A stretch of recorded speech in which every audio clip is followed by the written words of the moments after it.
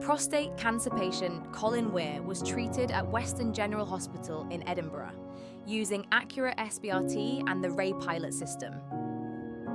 Your initial thoughts when you get told you have cancer is you think you're going to die. It doesn't matter. That's it. Cancer's going to kill you. That's how my head worked on it.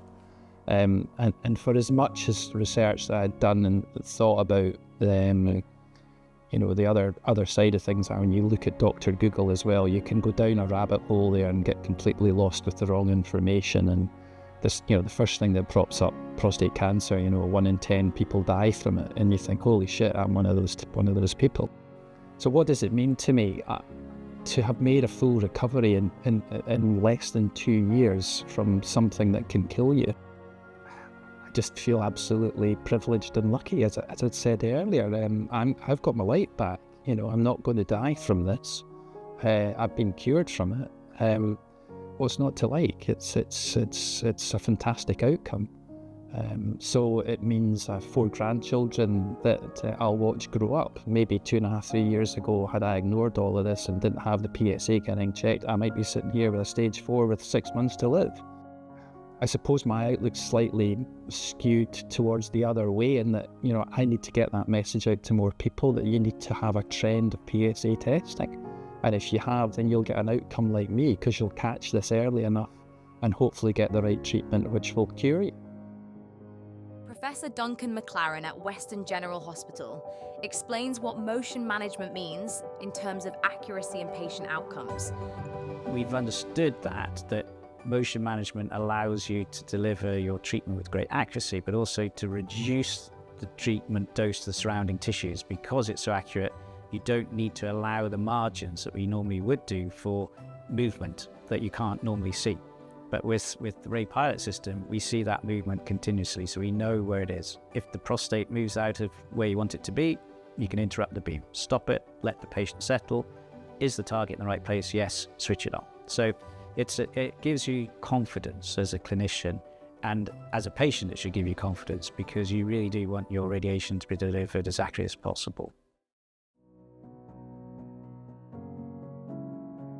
A lot of men still have prostatectomies, and there's a sort of feeling that if you chop the cancer out, then the cancer's gone.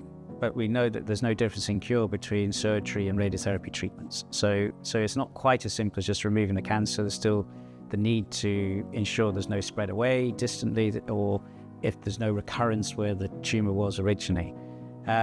So I think, a lot of men don't understand radiotherapy intuitively compared to surgery. It's not something that you have spent a lot of time thinking about. People think about radiation being a bad thing. It makes your hair fall out, it makes you sick, it makes you get cancers. Well, actually, really no, it doesn't. It's about focusing that radiation treatment really precisely and not treating the whole body. So it's not like exposure to overdoses of radiation. It's very targeted, very precise in its delivery. And it doesn't make your hair fall out because you're just targeting the prostate.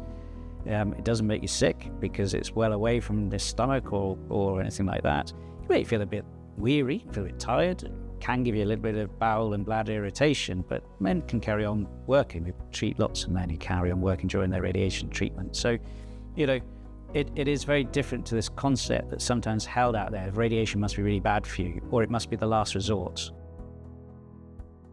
Radiation therapist Joanne Mitchell believes that 5-fraction radiotherapy will be the new standard of care.